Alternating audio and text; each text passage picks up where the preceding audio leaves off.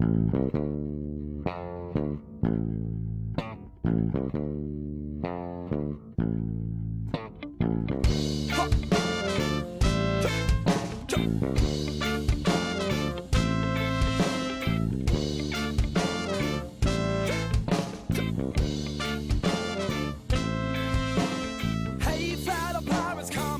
what I say. The captain is a tyrant and I no longer obey. I'm sick of taking orders from the madman in command. So let's drop him on an island and leave him in the sand. Cause it's a mutiny. It's a mutiny. It's a mutiny. Hello and welcome. I'm your caffeinated host, Jesse Biggs. This is the History of the Atlantic World podcast, which, as you know, is a proud member of Big Heads Media. Today, I'm speaking with Dr. Henning Hillmann, a professor of economic sociology at the University of Mannheim. He is a faculty member of the Mannheim Center for European Social Research. Dr. Hillmann is also the author of a new book, The Corsairs of Saint-Malo.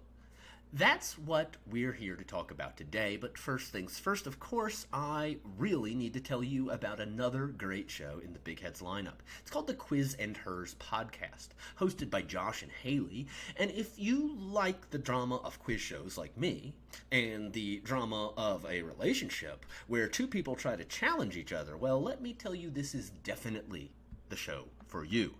Quiz and Hers is one of many podcasts you can find on bigheadsmedia.com, of course, and at any rate, here's a preview so you can learn a little more about the Quiz and Hers show yourself. In 1957, Laika became the first animal to orbit Earth. What kind of animal was Laika? What is the only team in the Big Four North American sports leagues which shares its name with one of the Avengers? And here's one more question for you.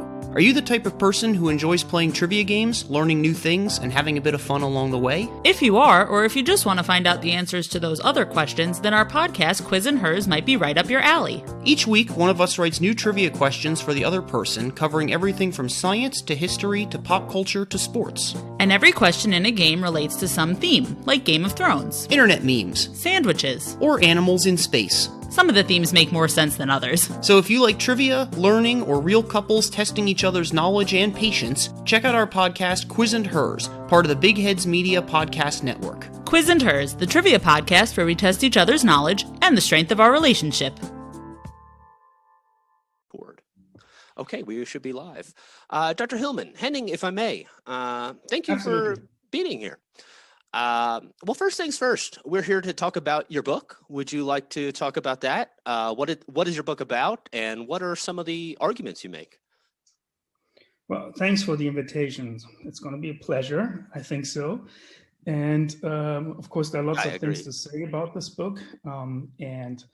Well, it's mainly about this curious enterprise in the late 17th century and 18th century in early modern Europe, which is called privateering in English. So it's essentially about merchants who during wartime get a license from their respective sovereign, their state, to raid the commerce ships of the declared enemies at that time.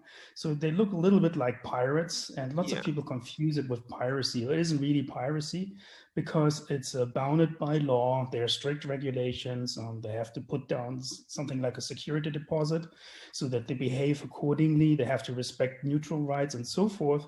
But otherwise, they prey on the commerce ships of their enemies, capture them, and also the precious cargo, bring them back to their home ports in most cases.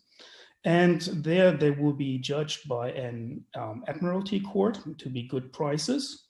And then these people who captured the prices will auction them off. It will be a public sale. And the proceeds of that sale go to the partners that have invested in the partnership to finance this privateering voyage in the first place.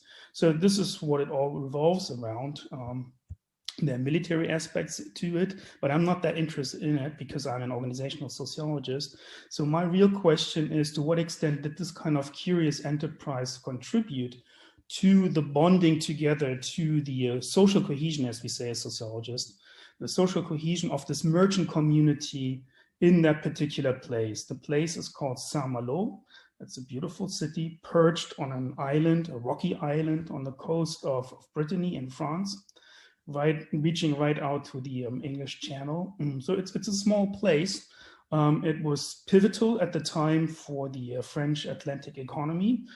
So connected all the different trade routes that went from Europe to the Americas, the Indias, to China, and so forth. And the question I'm asking is, to what extent did this particular enterprise privateering contribute to their social cohesion? Cohesion was important at the time because A, there were lots of wars going on, so they had to defend themselves. You're better defending yourself if you do this collectively as a community. Second, they were also competing with other French port cities at the time for exclusive trading rights, monopolies, for instance. And in order to get them, of course, you have to mobilize collectively. So that will help cohesion as well. And then lastly, in order to launch these partnerships for overseas trade and for privateering, as the name says, right, you need to set up partnership because it's costly and you want to spread the risk, for instance, of losing your ship in a storm or to pirates and so forth. So you need to pool the resources, mainly money, for instance, and you also want to spread the risk. So you want to form partnerships, and what you rely on to find adequate partners, you need to have an extensive network. So their cohesion also plays a role. So there are a couple of reasons why cohesion is important in this place. And I'm just asking, to what extent does privateering contribute to that? And it turns out it's absolutely crucial in this place. Without this privateering enterprise, you won't see sufficient cohesion in this community. That's in a nutshell what this book is all about. No, that's thank you for that. No, and I was struck by especially you mentioned the partnerships you'd need to build. How I mean, you could make some extraordinary profits doing this, but the risks were also it was kind of an almost sometimes an all or nothing proposition if you were involved. Anyway.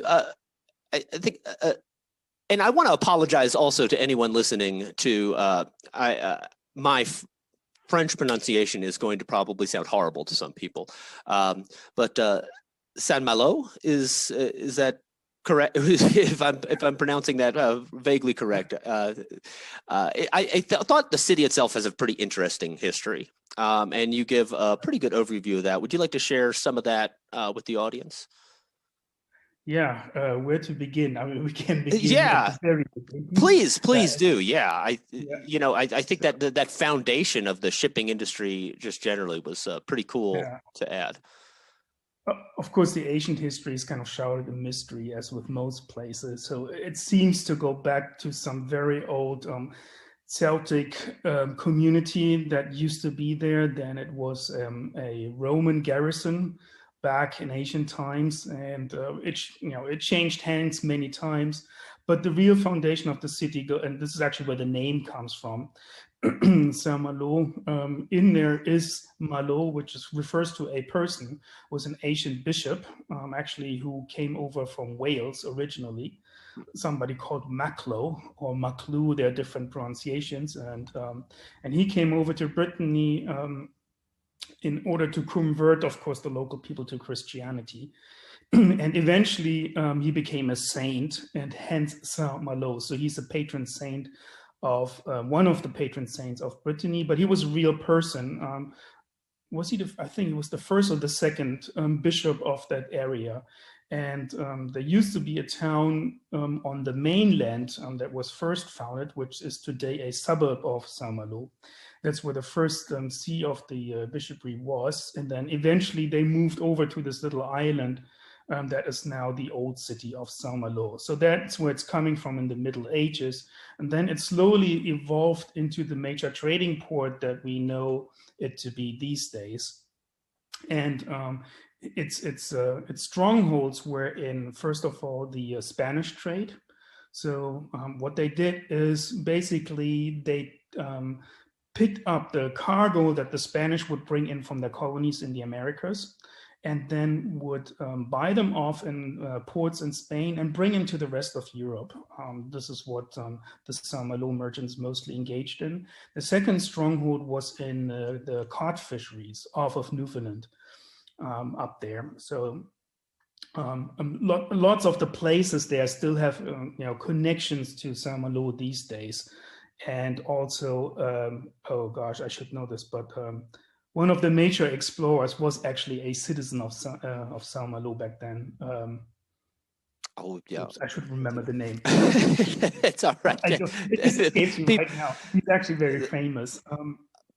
Who explored the area around Quebec and Montreal. Also, I should probably know too. Yeah, we can look this anyway, up. yeah. Maybe one of our listeners will Right. know. Yeah, for sure.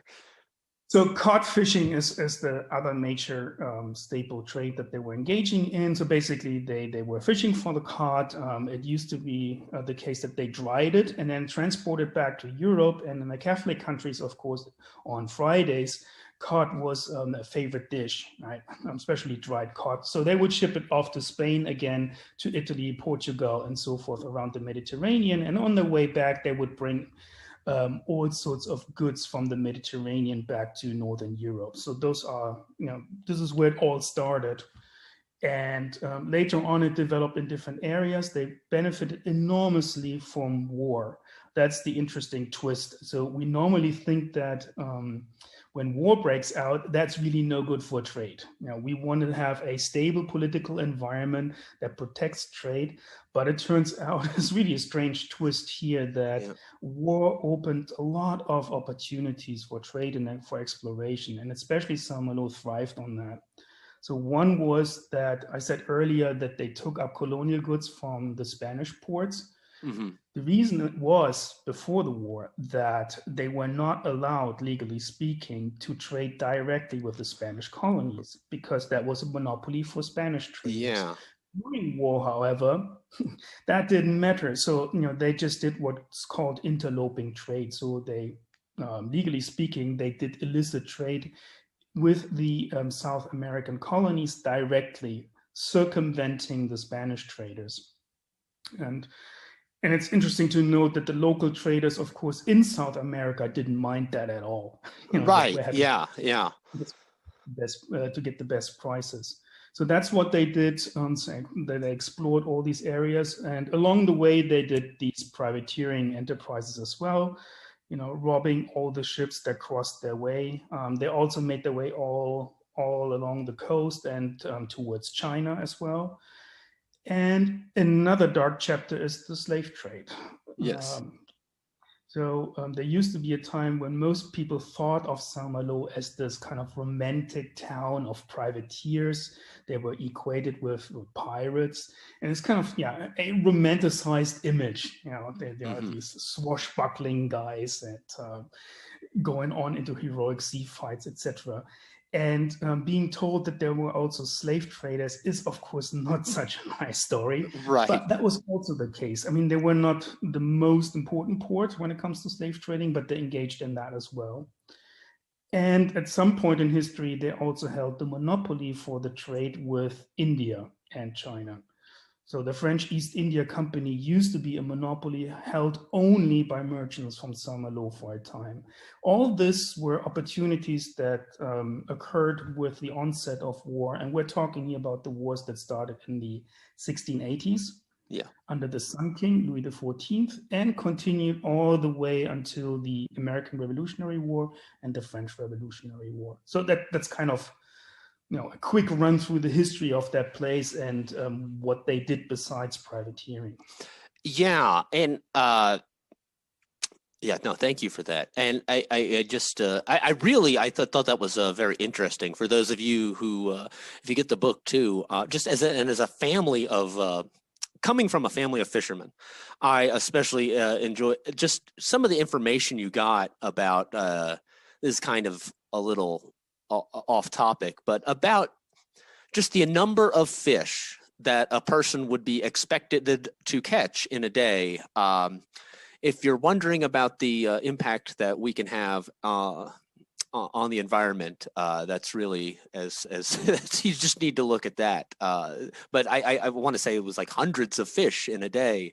Would be the best day of my life ever as a fisherman, and that would be like an average day for some of these guys. Granted, I guess they're probably using nets and everything too. I don't no. But anyway, I thought some of that was very fascinating. But I also thought it was pretty interesting that the city itself faced, I think, invasion or destruction. Speaking of some of these wars, at several points, I think if you were a citizen of Saint-Malo, you might be very concerned that your home could literally be burned to the ground, let alone you being dead. Was it more dangerous than some of the other French communities in the 18th century? I guess, would it be more?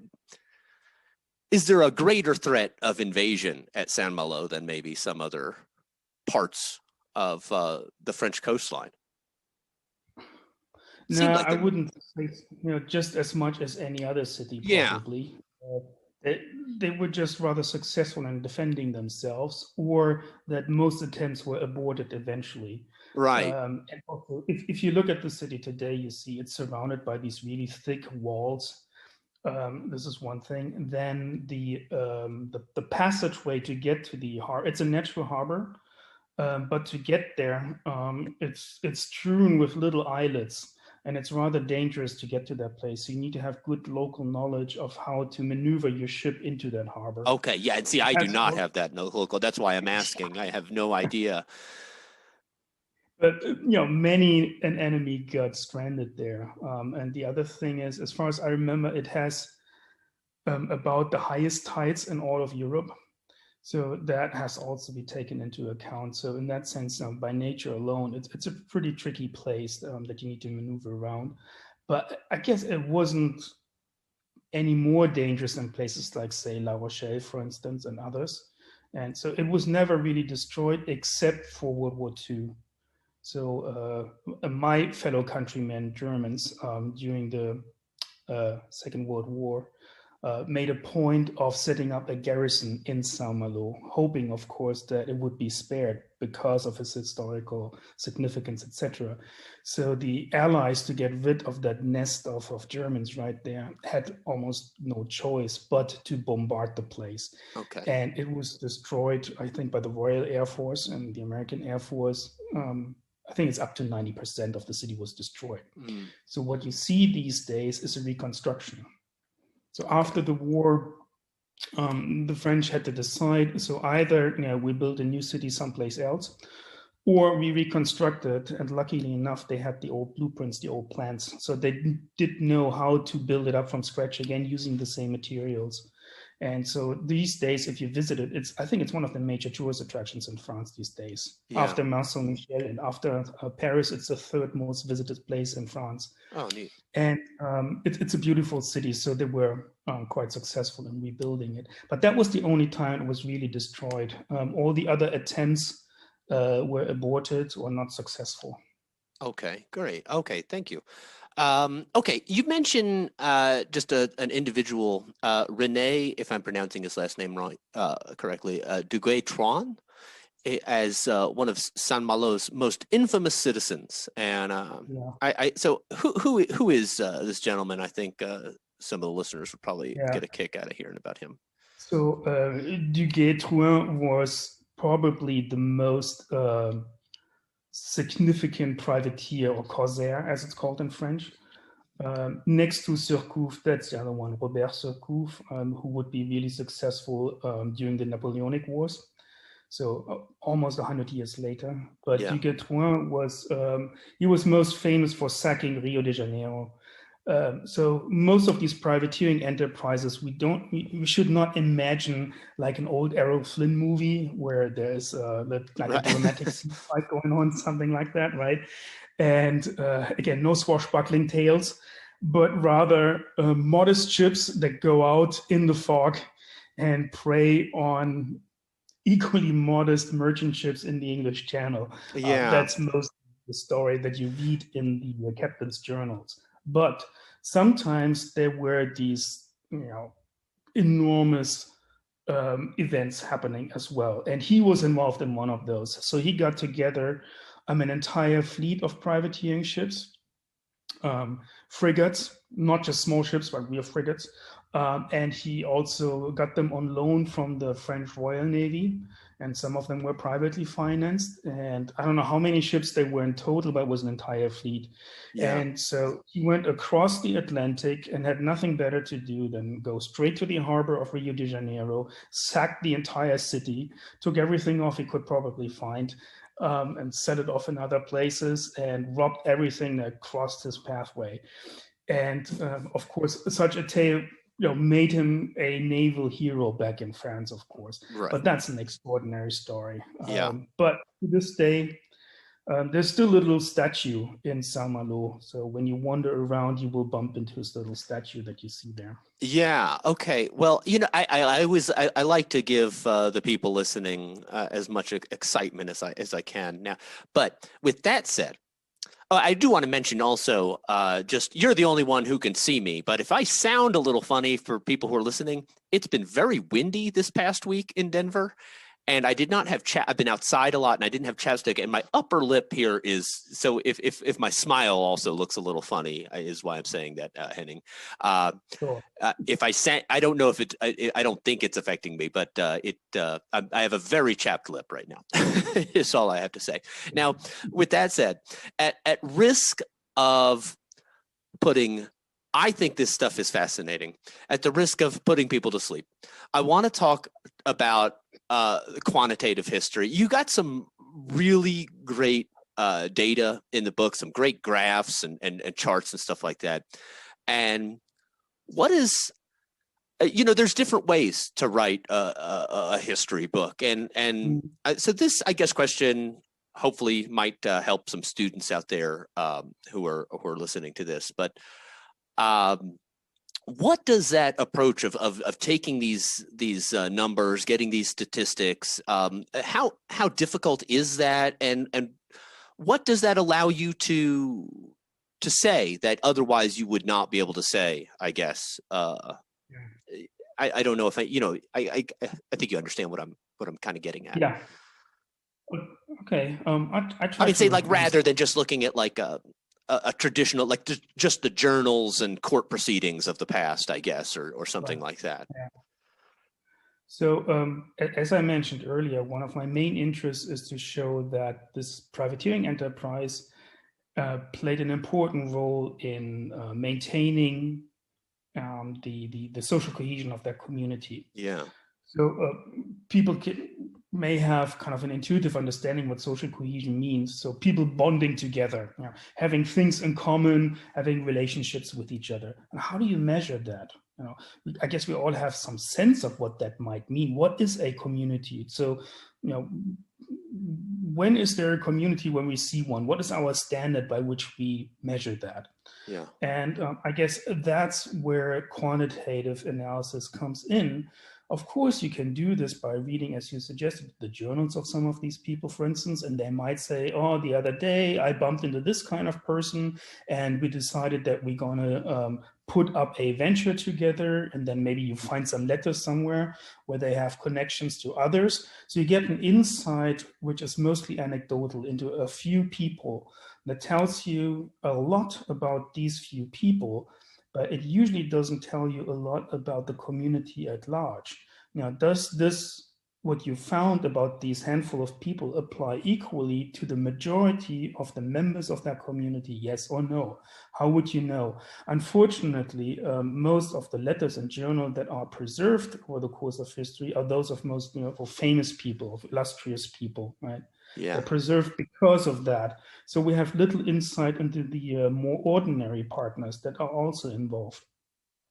So our interest would be to say, well, can we get a more systematic picture of what was going on and what leads to cohesion in that community?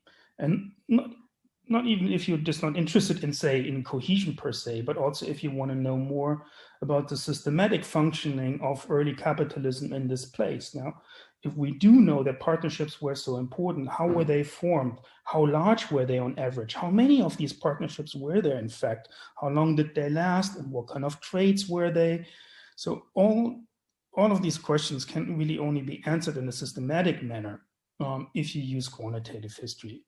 Okay, that's fine. But then the next question is, so where do I get the data, the information from to enable such an analysis. And in this particular case here, we're lucky enough that we have an enormously important and rich source, which in this case are the contracts that people wrote for their venture partnerships. So whether this be in slave trading, for instance, they would set up partnerships of, say, 12 people who would come together, the ship owner, a captain, and then partners who would become shareholders in that partnership. So they would contribute money and in return got shares in that partnership. And once this ship returns to the harbor with all the proceeds of the voyage, they would share the proceeds according to what they put in the first place as shareholders, right? And this applies to the slave trade, this applies to privateering, this applies to the Spanish trade, the East India trade, and so forth. And so I was lucky, or we are lucky enough, everyone can use these sources, that a very large number, we're talking about thousands here, of these contracts have been preserved from about 1680 until about the 1790s. So a good 100 years are there to be explored. So there are all these contracts. The contracts would tell you the date when it was happening. It would tell you who the captain is. It would tell you what kind of ship that is, how many tons, how many people on board, how many cannons if necessary, where the ship has been built or where it has been bought from, who is the owner or the owners. Sometimes there was more than one person, say 2, 3, had their ownership. And then the partners would be listed with their names, the shares they held, and sometimes even the monetary amount that they put into the voyage partnership. There were also often clear instructions of what the purpose of that venture was, where they were supposed to go, because they combined different destinations and different trades very often. And there's also usually a closing date.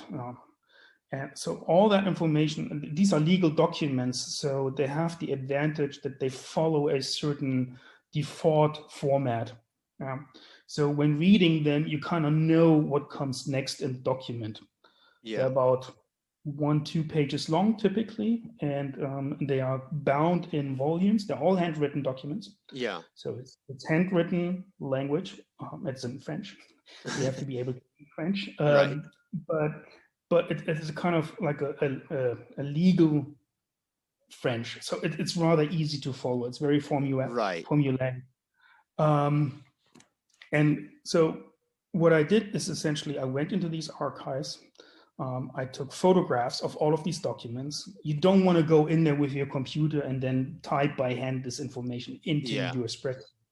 So you do want to take pictures of that, bring them back home, and then you start coding it into a spreadsheet, essentially, where you have entries. Each person is involved in what kind of venture, and that venture has the following characteristics. And from there, you can build the networks that I use here, where people are connected because they are partners in the same venture. And so, just like networks among relatives, among friends, or social media networks, you can build networks that show you kind of the landscape of connections, of business connections among these people over 100 years. Yeah. And you see how this landscape changes over time, and what happens if some of these trades are no longer available. You see gaps appearing in this landscape, in this network.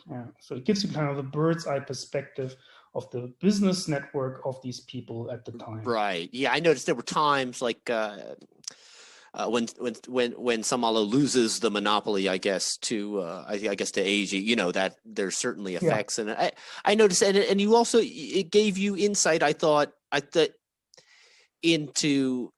Yeah, obviously there were some certain big families that were kind of generally constantly involved, and you could find the people though too that kind of like the guy with one share, or the captains that would cut. I noticed there were some captains who that was an opportunity. It seemed like an opportunity, maybe a dangerous opportunity, but to captain a privateering or Corsairing vessel might be able to, you might end up hanged, or you might end up with I guess a leg up in the in the landscape.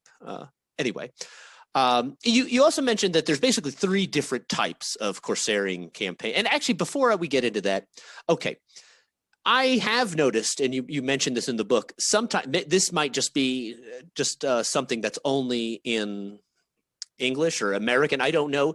I have noticed that in some books, Corsair has a very specific meaning. And then other times it's kind of generalized as privateer or even what these terms sometimes are interchangeable, sometimes they're not.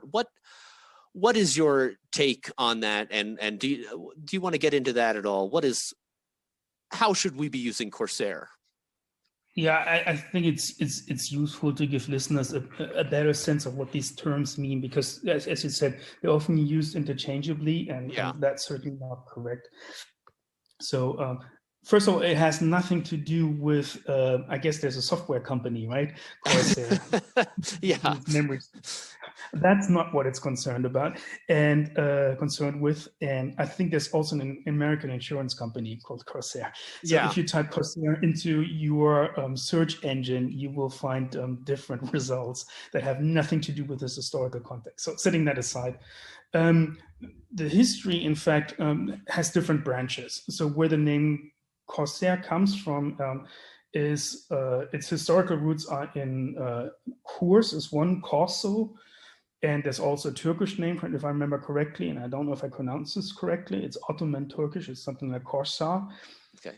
This has to do with religious conflict in the Mediterranean during the Middle Ages, where essentially rulers at the time, princes, were involved in religious conflicts. So, for instance, the Ottoman Empire, and then also whatever remained of the Christian Crusaders, who then had their strongholds on Malta and other islands. So they would hire these forces, additional auxiliary force, naval forces, in order to support them in naval warfare. And this is where the name Corso comes from, roughly speaking. Right. So it's kind of religiously tinged, and there you have these conflicts between Muslims on the one hand and Christian forces on the other hand, and both use the same practice. So this is one story. There's a French scholar who did a lot of work on that. But the origin of the kind of privateering and corsairs that I'm talking about is also in the Middle Ages. It's slightly different. It's the following. So imagine you have a trader, say from Saint-Malo in the Middle Ages, who is supposed to transport some goods to an Italian port. On its way, he gets robbed, say, by an English ship. So what is he supposed to do? Of course, he wants to get his wares back, or he needs to get some refunding in some ways, right? He wants to be compensated for his losses. So what is he supposed to do? He's a merchant. He can't defend himself. So one option, of course, would be to travel to the nearest English court and complain to the English court and say, one of your compatriots has robbed my ship and has taken all my wares. I want to be compensated. What can you do about this? Of course, in most cases, this English court will say, well, your problem, not mine. I can't help you with that, right? So if more and more of these kinds of events will happen, there is a danger, of course, that these kind of what are mostly private conflicts between one merchant from one area and, say, a pirate or a privateer from another area. It's a private conflict. If there are enough of those and they don't get contained, there is the danger that they escalate into a conflict between the two princedoms or kingdoms in that case. So you really want to contain these private struggles and conflicts so that they don't escalate. And so what's been in place, it's a law of reprisals, whereby you could then go to your own sovereign, that is your own prince, and declare, so I have been robbed of the following goods, you have to prove that, by this English pirate, say, or this English privateer. And your ruler will give you a license to rob any English ship that crosses your way to compensate yourself for your losses. Yeah. So Yeah. you could pick any English ship and rob them in return, and you would have this legal document that entitles you to do that. So that was a way to try to contain that. The interesting thing here is it's an ex post measure to avoid conflict. Yeah. So the first incident has already happened, and after the fact, you get a letter of reprisal in order to get compensated after the fact. Over the course of history, this turned around into an ex ante procedure. And this is where we are with my case here.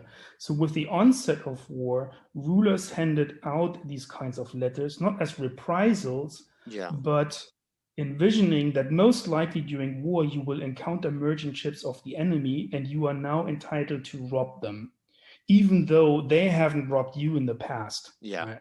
So it's now projected into the future that you have a license to legally capture the trade of an enemy. Again, there is the danger that this will escalate. And so it's also contained within the bounds of local law, that is your own ruler, meaning that you're only supposed to do that during times of war, not in peacetime. Whereas the original notion where you try to get compensated, that was in peacetime. Yeah. Okay. So this has all changed. Now we're talking only about wartime. You are not supposed to rob commerce ships of your own country, of course. Right? Yes. Fellow countrymen. Well, stranger things have happened. You are supposed to respect the rights of neutrals. So if the Dutch, for instance, are not involved in a war between the French and the English, you're not supposed to rob the commerce ships of the Dutch. Yeah. Those things, for instance. And so in order to make you stay within the bounds of law, you had to put down a security deposit, for instance. Yeah. When you come back, you have to prove that the ship that you have taken was actually a rightful price, that you have the right to do that. So was it actually an English ship with whom the French were at war at the time? So you have to prove that. You have to bring witnesses in front of the court. So the Admiralty Court will then judge that as a good price. They will also check if you have the right documents, for instance, and if you're entitled to do this. So there is a whole legal apparatus around this, is make sure that this does not degenerate into piracy. And that's the third, the last distinction I would like to make. Privateering is called in English privateering because it's financed by private merchantmen. That's why it's called privateering. So they get the license from their government, their ruler or their state. But the financing is on the side of private merchants. This in French is they're called Corsairs.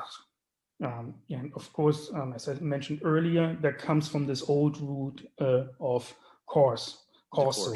Yeah. So it still keeps this old name, but it still means the same thing as privateering in English. So privately fitted out ships that go on to a campaign of private war at sea, and they carry a license that has been issued by their respective state. And then there's another name, unfortunately, for it in French, which is called guerre de course. So course is, again, another name that shows up there, which means essentially the same. All of these things are very different and clearly distinct from piracy. Piracy mostly means you're outside of the boundaries of the law, at least of the local law. Right. So whatever you prey on as a pirate, you do this indiscriminately. You don't care whether it's an ally, a foe, or a neutral. I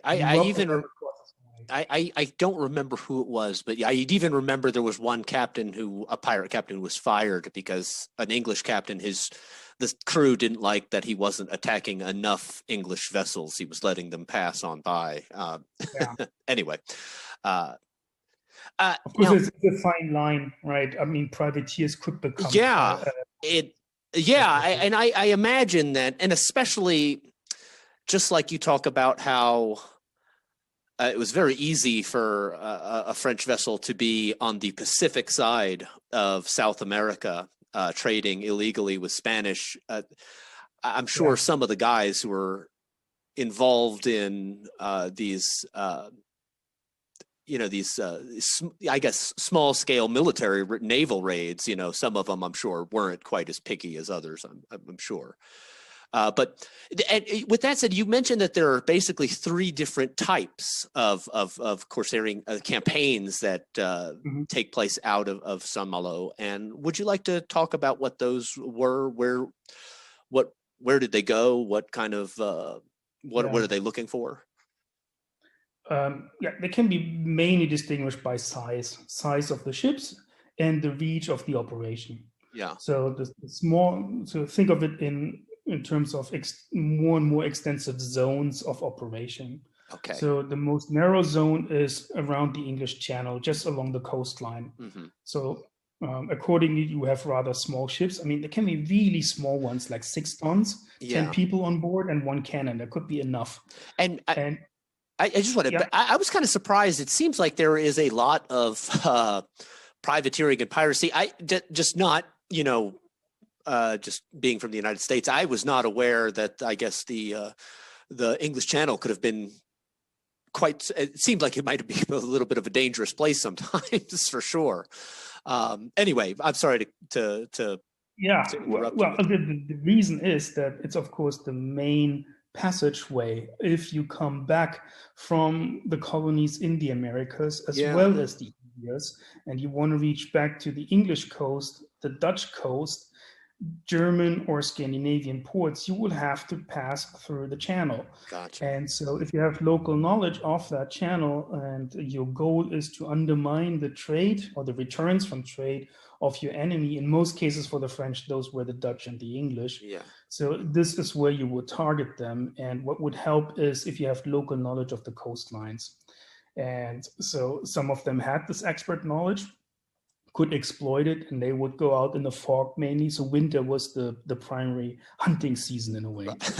Yeah, right. Because there was lots of fog, you could hide, and you can rely on your local knowledge. Saint-Malo had the distinct advantage that it had a sizable community of Irish expats who had to flee Ireland for religious reasons. And so they were in the services, or they'd settled in Saint-Malo and intermarried with the local population as well. And they engaged in privateering on the French side, and of course had lots of knowledge of the coastlines along the Irish Sea.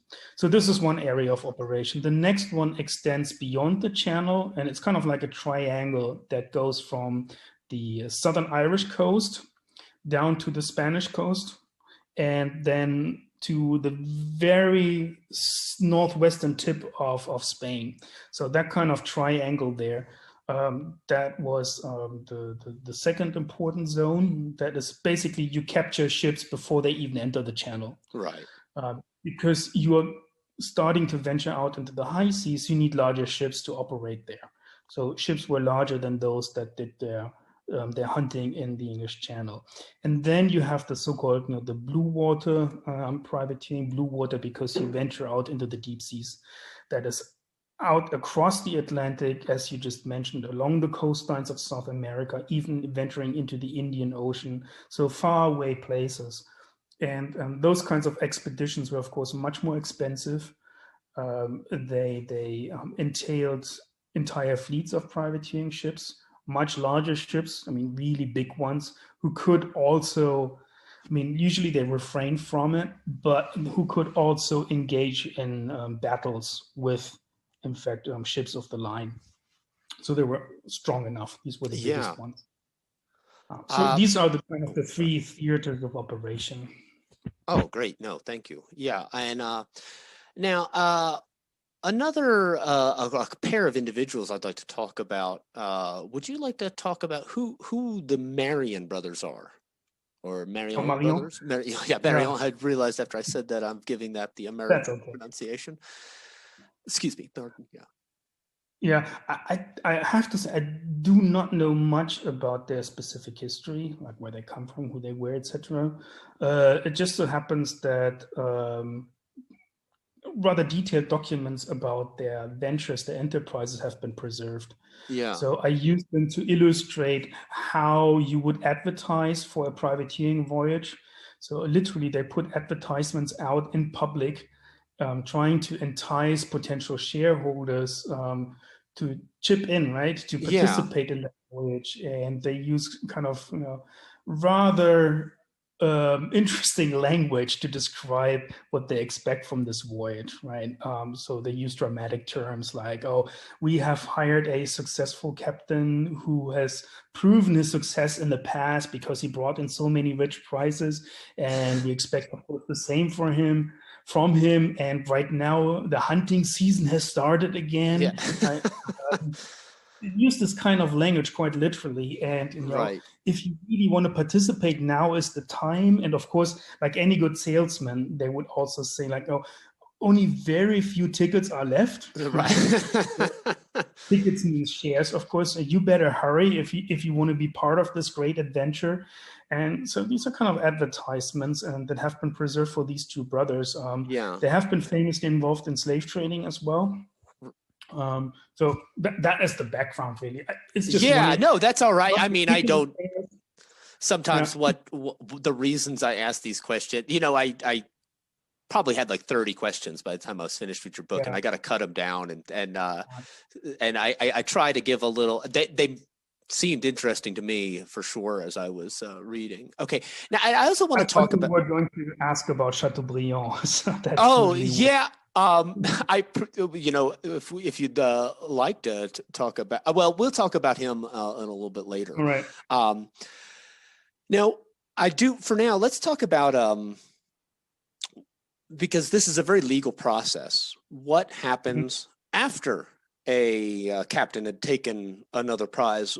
What is the legal process that happens after a prize is taken, or what are they supposed to do? I guess a pirate, I guess, would sail off to Madagascar or whatever, but what is going on here? Yeah. So first things first, once you captured that ship and you have taken it, then you want to take control of that ship. So ideally, you want to preserve the ship that you captured, unless it's not worth it. Then you may sink it and take the goods on board. But let's say you want to keep that ship together with the goods, right? You want to take control of it. So you need to place what's called a prize crew on board of the captured ship, which means when you start off in the first place, the crew size of a privateering ship is noticeably larger than on other ships because you need a prize crew eventually, right? So you put them on board. You want to also take as prisoners, of course, the captain of that ship and some other people who would then serve as witnesses in front of your admiralty court. So either you tow that ship and bring it to the nearest French, if we're talking about French privateers, to the nearest French port. It can be your home port, Saint-Malo, but if it so happens, for instance, that the port of La Rochelle is closer, then of course you go to La Rochelle. Or if you happen to be near a French colony in Haiti, for instance, which back then was a major French colony, you would go to that port, right? Gotcha. The same for the English. If it's an English privateer, they may go back to London or to Bristol or Liverpool. But if Bombay at the time was closer, then you go to Bombay. Okay, so that's that. Okay. So let's suppose you arrive at your home port, and then you have to set up all the papers. So first of all, your licenses that you were entitled to make this capture in the first place. Then you would have to have an inventory, in a way, of all the goods that you have taken. Then witness statements from your own crew as well as from the captured crew, what had happened. Did everything work according to the law, so that you didn't massacre anybody on board, for instance? You're not supposed to do that, right? So they were still prisoners of war and you had to treat them appropriately. So all those things you had to bring in front of an admiralty court. In this case, Saint-Malo was also the seat of a local admiralty court, so you could do it there. You bring it in front of them, and they, the judges there, would judge this as a good prize if everything went according to the law, or the regulations have been followed, for instance. Yeah. So once that judgment has been made, then an auction would be scheduled. This had to be publicly announced as well. I have also an example in the book how this looks like. It's really, a public announcement that you would post somewhere. That now there's a ship that has been captured. It has the following size. It entails the following cargo. All of these things are supposed to be auctioned off. Then they would usually do an auction by the candle. That is now lighting up a candle, and that would burn down. There are variations of that. Sometimes would burn down 3 times, and so your bids had to be placed until that candle would be extinguished. And then it goes to the highest bidder. Okay, so once that has been done, you get the proceeds from those auctions. But of course, there are some court fees that you had to pay and some administrative fees as well. Those had to be paid off out of those proceeds. And then you would, once you're done with all these fees, then you would distribute whatever is remaining among your shareholders and among your crew. And then it depends a little bit if you paid some advances to your crew. So to create an incentive for people to enlist on privateering ships, I mean, most people would prefer to enlist on privateering ships because they have in mind that, oh, we're going to catch all these glittering prizes and we'll get rich. Right. Of course, it didn't always happen. But sometimes to create an additional incentive, you would pay advancements. And so they had to be deducted, of course. Otherwise, the crew would receive about 1/3 of the proceeds. And the remaining 2/3 would then be shared by the shareholders according to what they put into the voyage in the first place. And that concludes it. At the end, there would be an account. Unfortunately, we have very few documents of these accounts. So that makes it very hard to estimate the profits that could be made from privateering. I made use of the few documents that can be found, but this is, of course, mostly anecdotal. It's for very few ships that we know this, right? But it allows us at least to reconstruct what had to happen. And it's what had to happen is also laid out in the legal prescriptions that are still preserved, of course. Yeah. So this is essentially what happens. Yeah, and then vice versa. Excuse me. I also want to get into what would happen with if you were captured. What obviously that if it's your ship, you've lost all of that. But for the captain and crew who are captured, other than them being taken back and used as the witnesses, what are they just stuck in whatever port that they end up in, or are they imprisoned or sent back? Do they catch do you have any idea what happens to them, basically? Yeah, there are a couple of options. One is, of course, the exchange of prisoners, because, I mean, it happens on both sides. Right. Typically, towards the end of these wars, the English were more successful. And therefore more French prisoners ended up on the British side than British prisoners on the French side. But Gotcha. I guess on a regular basis, there were exchanges of prisoners, or you would pay a ransom to free them. And the other option would be to enlist them in your own services. Yeah. That has also happened. You don't want to use it extensively, of course. Right, yeah. But if given a choice, if you are a lowly sailor, why not, right? Yeah.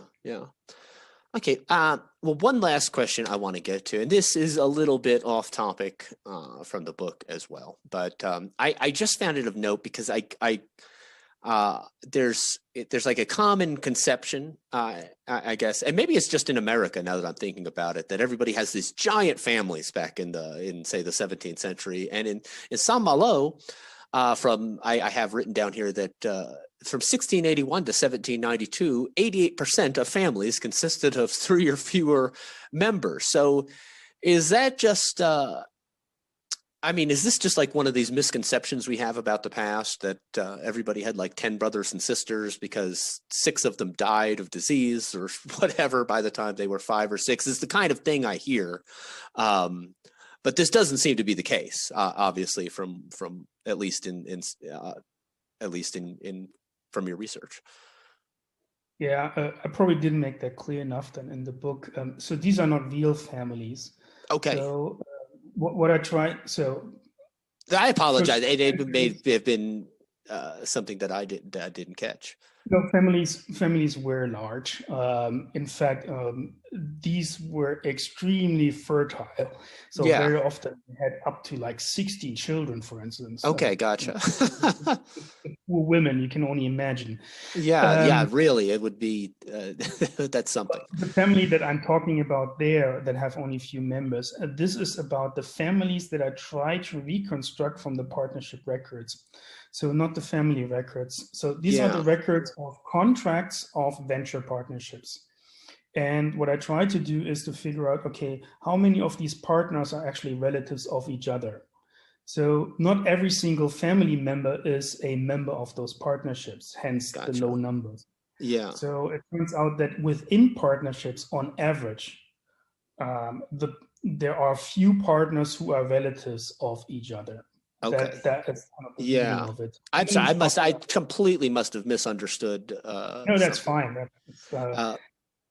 Okay. Well, at any rate, that's kind of, I think, about where I think we should end now. I think that's about all the time I want to take from you, Dr. Hillmann. If you have more questions, I'm happy to really? answer. Well, I do want to save, in particular, one more question. For those of you listening to this, I'm going to start a YouTube series.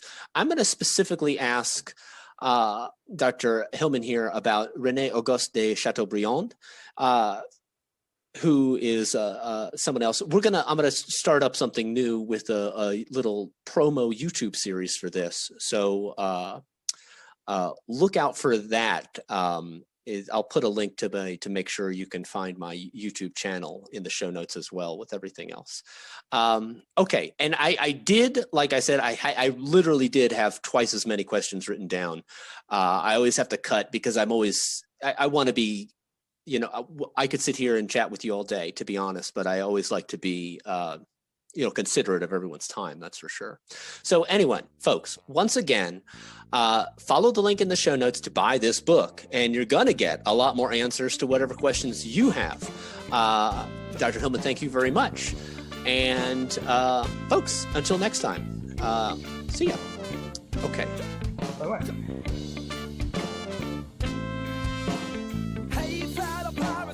Listen what I say. The captain is a tyrant and I no longer obey. I'm sick of taking orders from the madman in command. So let's drop him on an island and leave him in the sand. Cause it's a mutiny. It's a mutiny. It's a mutiny. And now we're taking over the ship. It's a mutiny. It's a mutiny. It's a mutiny. And now we're taking over the ship.